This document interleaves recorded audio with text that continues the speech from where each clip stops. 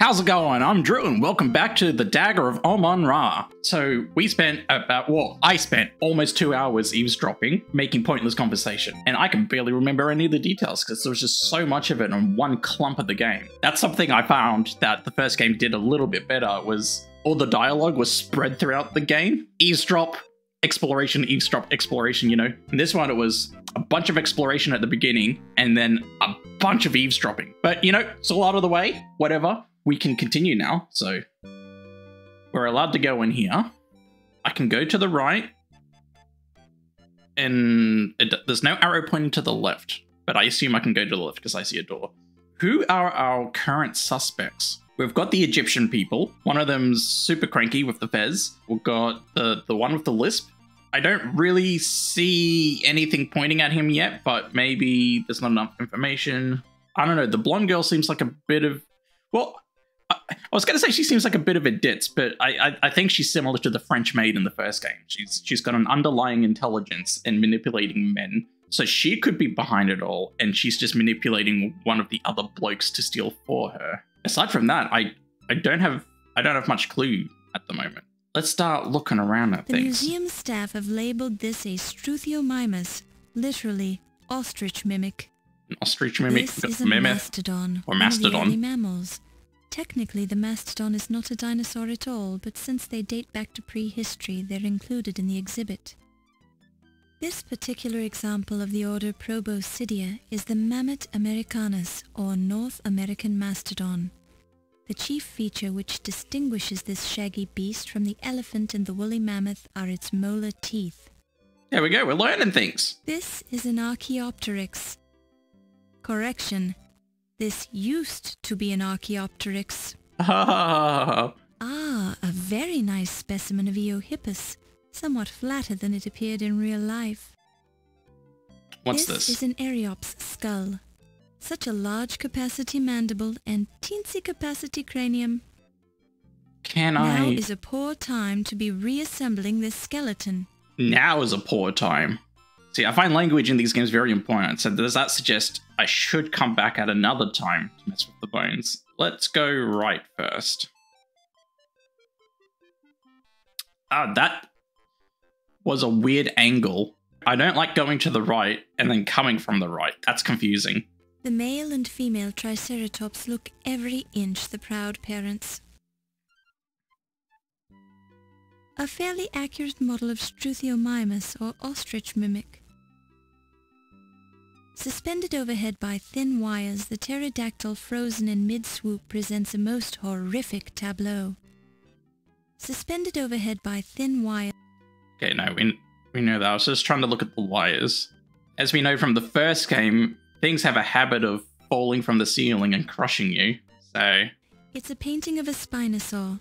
The painting is accurate and workmanly, with little regard for nuance or emotion. So, let's go here. A fine painting of a mighty Brontosaurus, the thunder lizard. This huge creature with its tiny brain is currently the subject of a controversy. Dr. Earl Douglas from the Carnegie Museum of Natural History believes that current Brontosaurus displays have the wrong heads mounted on their skeletons. However, Dr. Othniel Marsh, who originally discovered the Brontosaurus, believes that the heads on current displays are correct.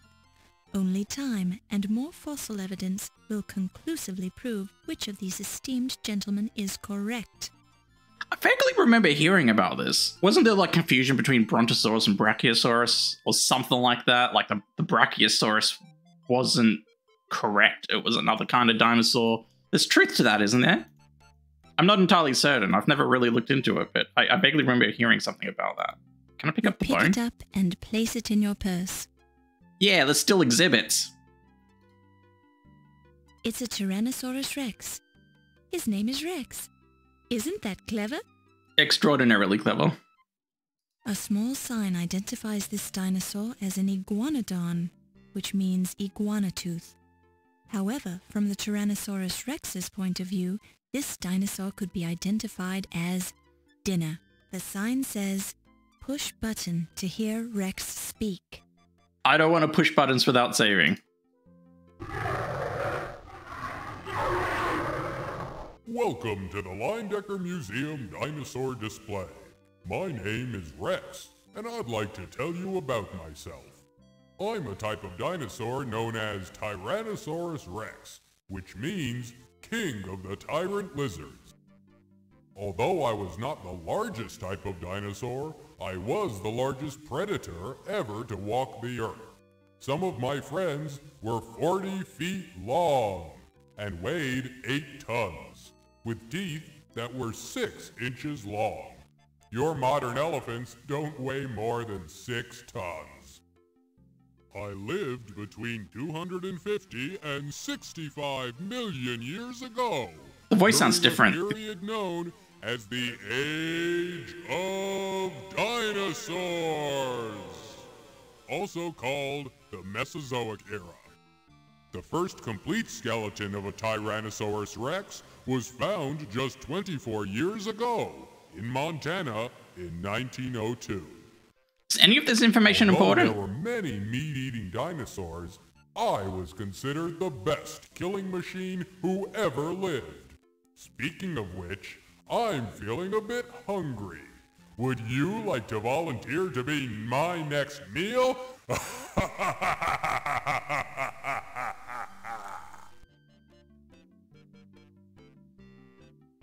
Okay, moving on. Wait. Where did you go? What? Where the hell did you try to go to? There's a loading screen.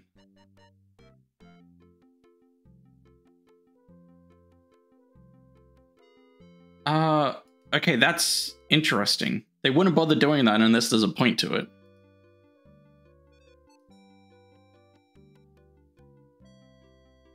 The armour of Anne de Montmorency, Constable of France, worn at the Battle of San Quentin on August 10, 1577. Thin and comparatively light, 50 pounds, it was worn by a man of 64 years, which was quite old for that time.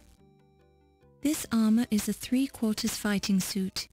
Its illustrious occupant met his death at the Siege of Saint-Denis in 1567, at which time the armour came into the possession of the first Earl of Pembroke, who led the English knights into battle. Is it going to be something different for every knight? The suit of armour is empty. A fine example of Maximilian armour, made in Germany in 1505. The steel has a characteristic silvery colour. Maximilian armour was first used in Milan, which set the fashion for all Europe in matters of dress and armour. Is that dog armor? A house pet, tastefully prepared for battle in 16th century armour. The helmet on this Italian suit of armour, circa 1460, is interesting because it's a barboot, which lacked protection for the lower part of the face. The barboot is sometimes called the barboot sallet because, like the 15th century sallet, it doesn't enclose the whole head, offering most of its protection to the top. Unlike the barboot, however, the sallet is often characterized by a reinforced forehead plate and an elongated pivoted nape defense. It is, however, difficult to differentiate between the barboot, the sallet, and the bassinet. The shallow barboot resembles the sallet, while the deep barboot resembles the bassinet. Then again, who really cares? Oh, I was wondering if any of that had any point. Do I need to wear a helmet at some stage? That suit's empty. Why does that matter? What happens if I touch it? The suit of armor feels like cold steel and it sounds hollow. An empty chest from the 15th century. Although the carvings on the exterior are crude, cut into the wood by someone with little talent or ability for wood carving, the chest now resides in a museum, simply because it's old. Kind of makes you stop and think, doesn't it? The chest feels like wood, and you get a small splinter in your finger when you rub your hand over the carvings. A painting of the Black Prince as a Fierce Baby by Ed Botticelli circa 1560. The cheap wood frame is by the Lollback Museum circa 1925. A rare 17th century English tapestry which tells the story of Teutonic warrior cockroaches that crossed into England from Germany and besieged the castle of Rochford-on-Essex. Although the cockroaches managed to storm the castle walls after a 90-day siege, the knights of the castle managed to squash the invaders when they reached the castle's inner keep. Since that great battle, the castle of Rochford-on-Essex has been free of cockroaches. Unfortunately, it has also been free of humans. 1 year after the great battle, everyone in the castle died of the plague. Shortly afterward, the castle fell into disrepair and sank into the swamp. I'm not retaining any of this information because I don't know what information's important and what isn't. The door is locked. When you touch the doorknob, you get a heavy coating of dust all over the palm of your hand. Should I look at these armors? Circa 1400. This specimen is unique since surviving examples of 14th century armor are quite rare. It seems to be guarding the door. Maximilian armor from Germany, circa 1514. Very impressive. The armor of Anne de Montmorency, Constable of France, worn at the Battle of San Quentin in 1577. At 50 pounds it was comparatively light. This was necessary since its occupant was 64 years old. Like the armor's got to come into it at some point, right? There's so many seats of armor, one's empty. The placard says, "This is a granite stele depicting Horus and Thoth, found in the Temple of Amon-Ra. This stele was modified during the reign of the pharaoh Akhenaten, then restored during the reign of Tutankhamun." A sepulchral stele found in a tomb of the 6th dynasty. It tells the story of Una, born during the reign of King Tita, who served under Tita's successor Pepi. Una died during the reign of King Murena, full of days and honor. The mummified corpse of Amenophis III, also known as Amenhotep III or Memnon by the Greeks. He built large temples to Amon-Ra, both at Karnak and at Luxor. In the 5th year of his reign, Amenophis marched into Nubia to quell a mighty rebellion. He also ruled over the Mesopotamians, since his kingdom was quite large. We also know that Amenophis was a mighty hunter who slew 102 lions during the first 10 years of his reign in his spare time. Oh. Now he's dead. Is it Memnon like a biblical demon of some kind? Or am I getting that name wrong? It sounds familiar though. Got a window here. A sturdy window that looks out on the city of New York. Can I open it? The glass in the window is cool to the touch. Since the window is sealed shut, you are unable to open it. Okay. I can't see anything in this display. Is this where the dagger's supposed to be? It looks remarkably like a glass case in the shape of a pyramid. A small card informs you that this case contained the famous Dagger of Amon-Ra, which is now missing. This is a granite stele depicting Horus and Thoth, found in the Temple of Amon-Ra. This stele was modified during the reign of the pharaoh Akhenaten, then restored during the reign of Tutankhamun.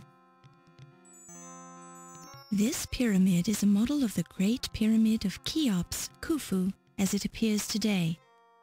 Originally, the entire surface of the pyramid was covered with smooth, polished limestone. This covering has worn away over time to reveal the stepped surface we see now. The base of the Great Pyramid covers 13 acres and was built with over 2 million stones to a height of 480 feet. Construction took 30 to 50 years.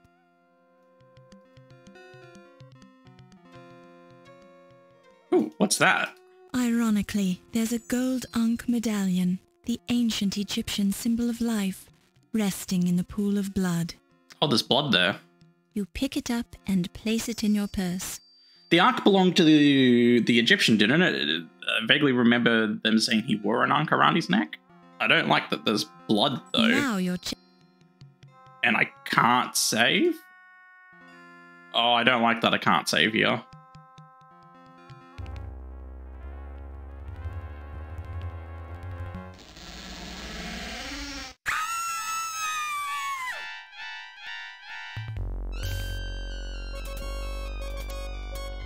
Which man is that? You don't want to touch this dagger. It's evidence, and you don't know where it's been. Well, let's look Pippin's then. shirt is immaculate, except for a few streaks of blood. His tie is partially undone, which is something that never would have happened if Dr. Carter had been allowed to notice it. You hear a disturbing gurgling noise when you poke Pippin in the chest. It feels fake. A bit of water trickles out from the center of the flower. You poke him in the eye. His eyeball feels squishy. What about Wet Willy? His ear feels cold. When you reach into Pippin's tuxedo jacket, you find a notepad in his inner pocket. You pick it up and place it in your purse. Hello?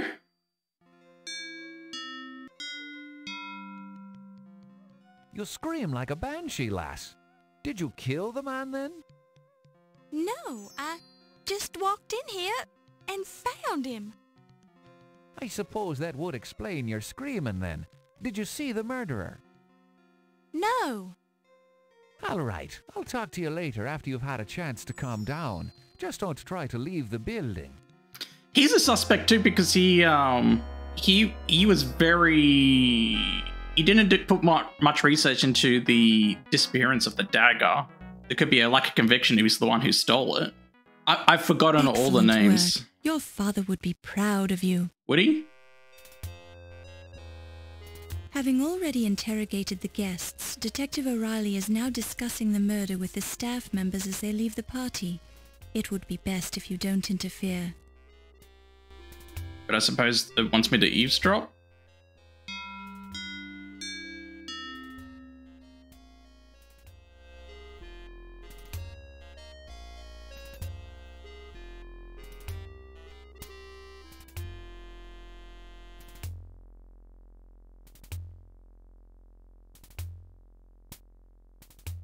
And we just have to wait. Who's that?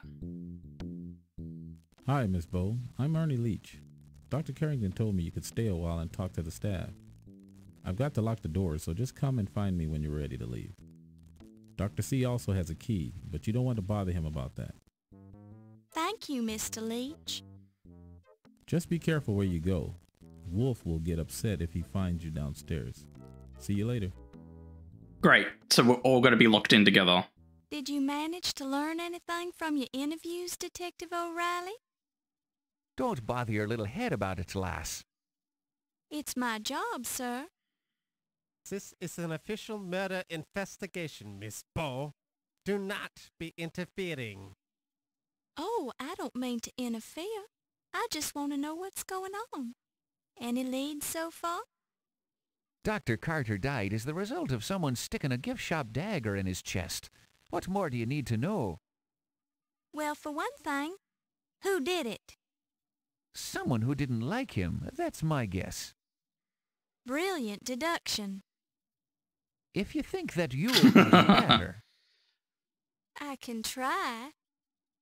Oh, wunderbar. Now we've got the amateurs involved. I may not be a detective, but I'm terribly clever. I've solved murders before. Just stay out of me way, lass, and don't destroy the evidence. Certainly not. Yeah. Okay. Very defiant. Okay. Let's have a look. A notepad made of good quality paper. There's an imprint on the paper from the previous message written on the pad, but it's too faint to read. We need a pencil or a pen to rub the surface. The thigh Got bone the from a bone. young Tyrannosaurus Rex who no longer has any need for it. A And we've got gold the Ankh. Egyptian Ankh medallion with a bit of blood on it. Now, let's check my notebook. So Pippin was the man who found the dagger. Okay, so he's dead. If it lets me in, we'll check the This gift shop. door is locked. Nah, I wanted to see if there was a dagger missing. So the front door's locked. Only that janitor guy and Carter, did he say, has the key? Okay, so there's absolutely no one here now. So we'll go back in here. Good evening, Countess. Good evening, Miss Bow. Where are you going? What do you know about Ernie Leach? Well, I do wish they wouldn't let the handyman in during social functions. He's not even dressed properly. It's a bit rude. He's just doing his job. Got anything to say about Pippin? He was a rather good-looking fellow, don't you think? Of course, I was at the party when he died, surrounded by witnesses, but I've already told Mr. O'Reilly about all that. Uh-huh. Should I follow her?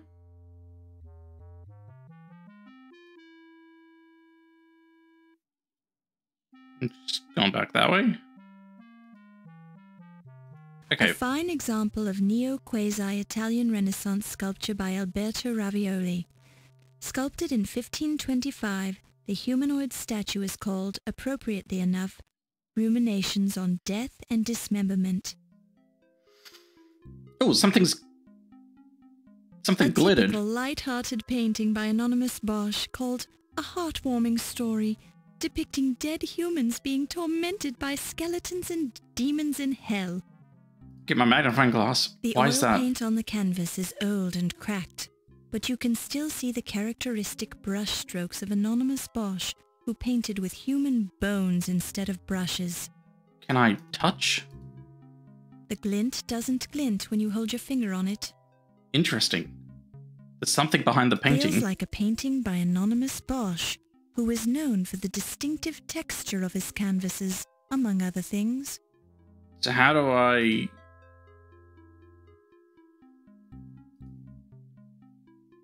Stop walking around, I want to talk to you. Good evening, Dr. Carrington. Good evening, Miss Bow. Good evening. You hear muffled voices coming through the door to Yvette's office. Oh. Okay. Let's eavesdrop. Is this the door? Thank you for coming to see me, Olympia. This is very nice of you. You're very welcome, my dear. What can I do for you? Oh, you see, I found this strange bone, and I said to myself, Yvette, if anyone can tell you what this is, it would be Olympia. A bone, you say? How fascinating. Where did you find it? I found it right here in the museum. Here it is, Doctor. Now, let me see. Ha ha! Yvette, you silly girl. This is a chicken bone. It is? How do you Yes, mistake of that? course. Why, it is still greasy. You got this at dinner, didn't you? Oh, you have caught me, Olympia. I was playing the little joke on you. You are a funny girl, Yvette, but I am quite fond of you. Olympia, we are the good friends, no? I have the problem I wish to talk to you about. Oh, certainly. What is it? Come closer so I can whisper it to you. It is very personal, and I want no one to overhear. Oh my. Oh my. Oh my. What? What? You feel a blush creeping over your face as you look at the perfect body of Rodin's famous thinker. Do all these There's statues a have thoughtful-looking something? Gentleman. What does his plaque say? Claudius, BC 10 to AD 54. Enthroned by the Praetorian Guard after the assassination of his odious nephew Caligula, Claudius accomplished much for the empire. Although weak and timid by nature, he proved to be a noble statesman. He built the famous Roman aqueducts and conducted a successful campaign against Britain. His fourth wife murdered him with a poisoned mushroom. She didn't miss him, but the rest of the empire did. Oh dear, he looks somewhat dissipated. Let's read his plaque. Caligula, BC 37 to AD 41. Caligula started out a decent enough chap, but shortly after he became emperor, he was seized with a severe illness which unsettled his reason. Consequently, his name has become a byword for frantic cruelties and insane imaginings. The grotesque atrocities of his reign were ended when he was assassinated by the Praetorian Guard in a grimy tunnel beneath the Colosseum. Nobody missed him either. Okay, so this game, I find, has got the opposite problem of the first one. The first one, I felt like there wasn't enough information to tell you what you can and can't do. This one, there's too much information. Some of it's humorous, which I appreciate, but, like, is it important that I read these? Is the information I'm going to miss if I don't investigate absolutely everything? It's got a lot of text. Oh my, he looks dour. Let's see who he is. Tiberius, BC 42 to AD 37. Tiberius disliked most everyone and practiced the strictest economy with funds devoted to public amusement. Consequently, most everyone disliked him. Although he was perceived by the upper classes as a suspicious, ill-natured tyrant throughout his reign, he ruled the empire with a firm, capable hand, and Rome prospered. He was most probably smothered by his nephew Caligula, although no one is quite sure to this day. Nobody missed him. There's a lot of nobody missed him going on here. Why? What a handsome fellow. Let's see what the plaque says. Caesar Augustus, BC 63 to AD 14. Octavian, great-nephew and adopted son of Julius Caesar, he assumed the name Augustus after his sound defeat of Mark Antony left him supreme master of the Roman world. He was the first of the true Roman emperors, not counting Julius, who didn't live long enough to enjoy the title, and established the Pax Romana throughout the empire. His wife murdered him with a poisoned fig. He was a pretty nice fellow for an emperor, and everybody Two poisonings. missed him. So I can go down or I can go up here. Let's go to the right first. This is like a freaking maze. Oh, it's just a loop. The window is too dark to see through. You wonder what's on the other side, but you're almost glad you can't see it. Heavy stone masonry. Each block must weigh hundreds of pounds. Feels like cool stone masonry. What's the point? Feels like cool stone. Feels like... Can I use my magnifying glass to investigate? The seam in the bricks is very deep. The draft from the seam ruffles your hair as you examine the rough bricks. Ah. Feels like... You can feel a definite seam in the bricks. You detect a bit of airflow moving past your fingers through the seam. But I can't use my bare hands. Oh wait, I think I see it. Yeah, I see the square. I gotta figure out how to make that work.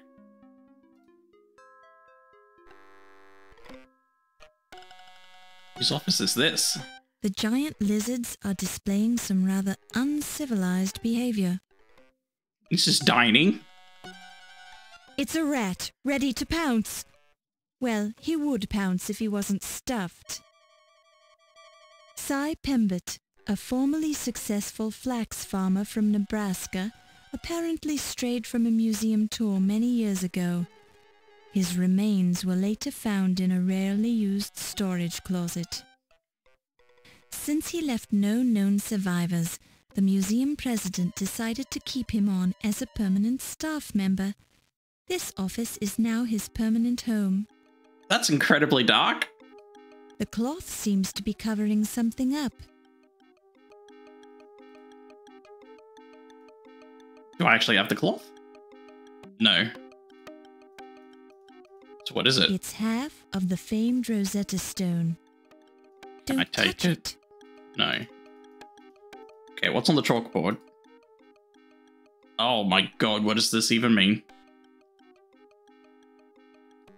Do I need to take note of this? A number of hieroglyphics are carefully drawn on the blackboard.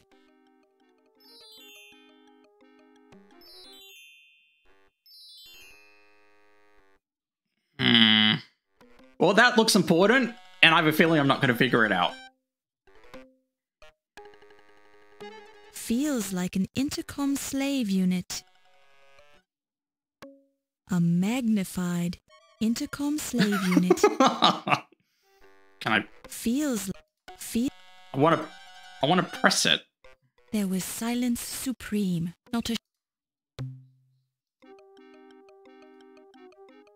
Oh, hello. Oh, I just noticed a snake in the back corner. Good evening, Miss Bo. Oh, you startled me. Good. It gets the blood flowing, doesn't it? Well, I suppose so. I see we're looking at my snake oil. Well, I was just looking around. I'm sure you meant no harm. What's the snake oil for, anyway? It repels snakes, of course. Comes in handy when I'm working in the basement. I lost a load of Egyptian cobras down there a few weeks ago, and I occasionally come across one of those little darlings. Those snakes always want to bite me, but I'm sure they don't mean anything by it. It's just their way. They get nervous very easily, you know. Normally, I love to watch them kill things. My Barney will kill anything he can sink his teeth into. Charming. Well, I'd like to chat some more, but I've got to rush off and meet that young Steve fellow. He promised to show me his scars. See you later. Oh, you're not playing up on me now, are you, Steve? Okay, so snake oil to repel snakes. I mean, it sounds like the snake's got to come into play. It's Barney, Olympia's pet cobra. The skull of the long-extinct horned rhesus, known in academic circles to be the source of much controversy regarding it as evidence for the extraterrestrial origin of primate evolution. Oh! Oh! It is dark in here.